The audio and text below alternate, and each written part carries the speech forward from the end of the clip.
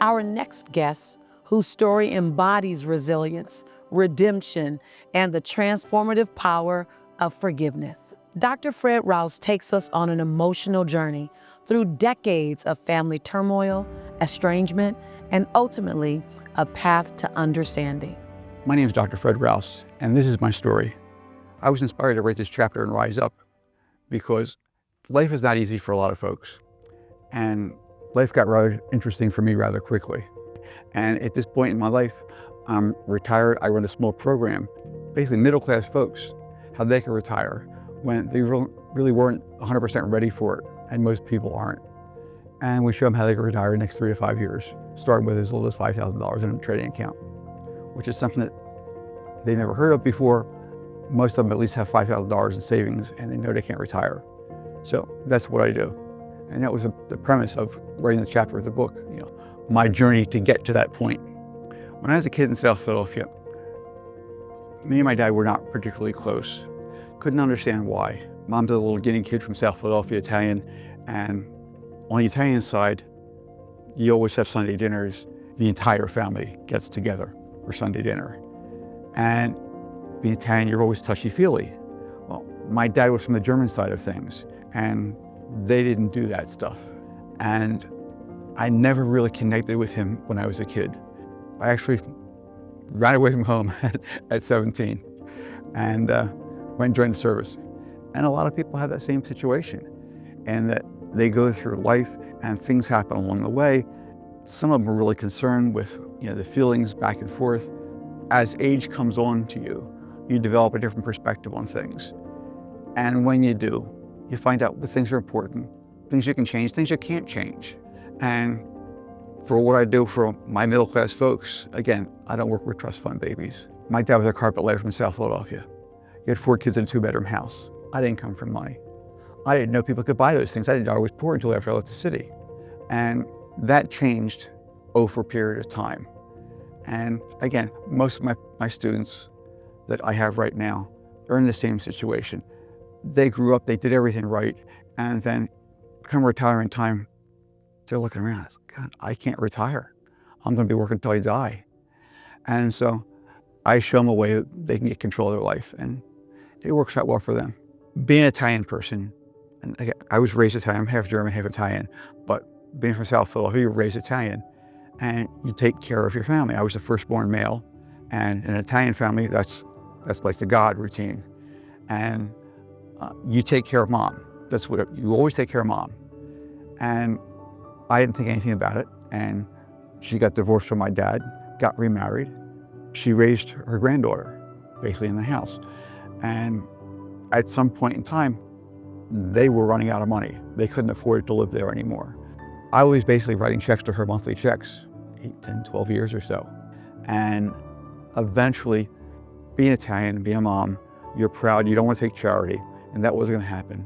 So I had already run my own business for years and years, had a tax planning business. And she said, well, run it through the business. Okay, we'll do that. I came up with a rather ingenious thing of a reverse mortgage and an annuity situation. We blended those things together. She would never run out of money. No matter what she needed, I'd cut a check every month and we'd cover that. My siblings knew about that. They were all asked at the time, could they help out? If everybody just did a little bit, nobody would be crippled for anything. For whatever reason, they felt that they couldn't. Okay, not a problem. I could, and I did. And even when my business was tight, my mom always got her check. And then lo and behold, she got sick eventually, ended up in a hospital. And then all of a sudden when the rest of the family realized, well, Freddie's got all that money. He wants all this money now. I'm just supposed to get my money back and some marginal interest. Everybody else is working on government pension plans. They're all government employees, everybody's got a pension. I'm out on my own, been out on my own for years. No pension for me. Whatever money I had went back into the business and to my mom. All of a sudden now, they go absolutely apeshit, went crazy. He's trying to steal all our money. And the idea was that she stays in the house, she gets her checks, no big deal. Her husband, Bob, he can stay in the house until he dies, no big deal. When he dies, we'll sell a house, I'll get my money out, you can split up the rest, no big deal. They didn't like that, and they went absolutely off the wall. And all of a sudden, I'm the biggest thief there is in the world, and I get disowned from the family. Okay, that was interesting. Whenever anybody wanted money, if they wanted financial advice, I'm the first person they came to. But all of a sudden now, oh no, you're just an evil son of a bitch. That aggravated my soul for quite a while. I was younger then. And it takes you a while to get to the point where you realize that you can't affect how somebody else feels about things. And once it started to sink in that, yeah, I can't change their feelings. Okay, my money was gone, never to be seen again. No big deal. I'll pick up and make some more. But you can't change how somebody feels about things, no matter how bad you want that to happen. And so I just moved on. And I see the same thing with my students, a lot of them. Okay, they did everything they were supposed to in life. They hit age 50 and it's not what they wanted. They look around and say, I thought I have this, I thought I had the other. And it didn't work out that way for them. And it's easy to blame somebody else. But you are who you are and your circumstances haven't changed. What do you do now to move on? We try and show them how they can get control of their life so they don't have to worry about what happened in the past. I don't want to be too obnoxious, but success is really the best revenge.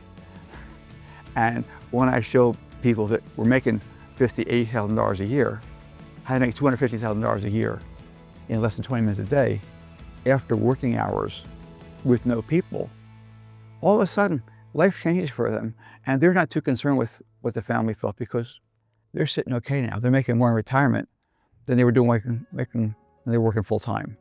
Life has been good for them. When you have problems in a family, they affect you. They affect you in a lot of different ways. And sometimes they can be crippling. They can be crippling to the extent that you let them be crippling. You can't change the circumstances, but you can change the way you respond to them. So yeah, you like to reach out and mend fences as best you can. But just because you're in a position and that's what your mindset is, doesn't mean someone else's mindset is in the same position at that point in time. They may never be there. You have to let them go. They can do whatever they want to do. You have to take care of you. And I've told clients for years, I don't answer the phone, I don't answer the door if it's not scheduled. It just doesn't happen. And I've told my daughter or my son, if you're not eating a meal across the table from someone, they're not paying your bills, you're not going to bed with them, what they have to say has very little effect on what you do. If they don't fit into those 3 buckets, why worry?